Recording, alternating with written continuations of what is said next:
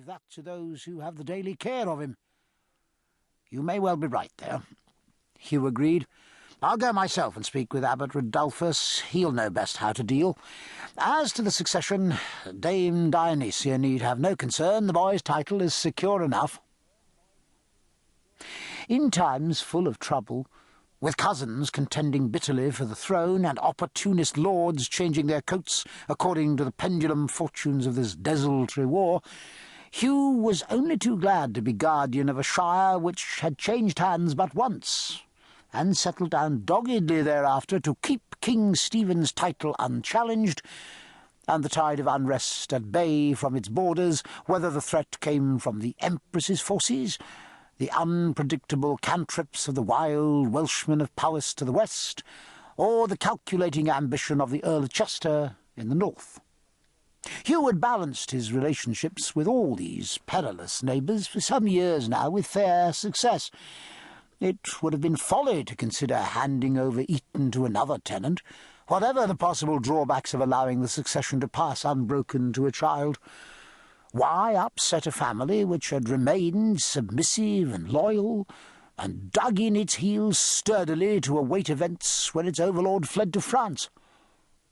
Recent rumour had it that William Fitzalan was back in England, and had joined the Empress in Oxford, and the sense of his presence, even at that distance, might stir older loyalties among his former tenants.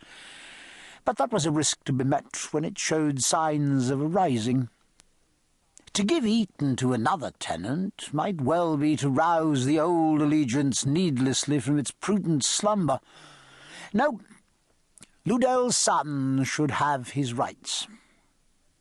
But it would be well to have a look at the steward and make sure he could be trusted, both to keep to his late lord's policies and to take good care of his new lord's interests and lands. Hugh rode out unhurriedly through the town, in the fine mid-morning after the early mist had lifted, gently uphill to the High Cross, steeply downhill again by the winding Wyle to the eastward gate, and across the stone bridge towards the foregate, where the crossing tower of the Abbey church loomed solidly against a pale blue sky.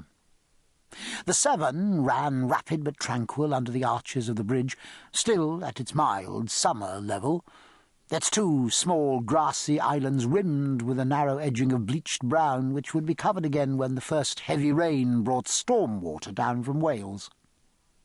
To the left, where the high road opened before him, the clustering bushes and trees rising from the riverside just touched the dusty rim of the road before the small houses and yards and gardens of the foregate began.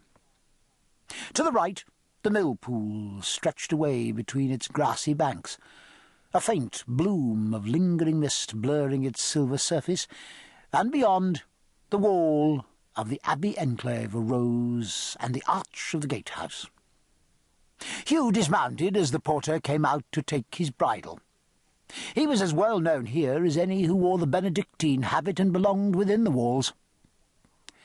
"If you were wanting Brother Cadfael, my lord," offered the porter helpfully, "he's away to St. Giles to replenish their medicine cupboard. But he's been gone an hour or so now. He left after chapter. He'll be back soon, surely, if you minded to wait for him."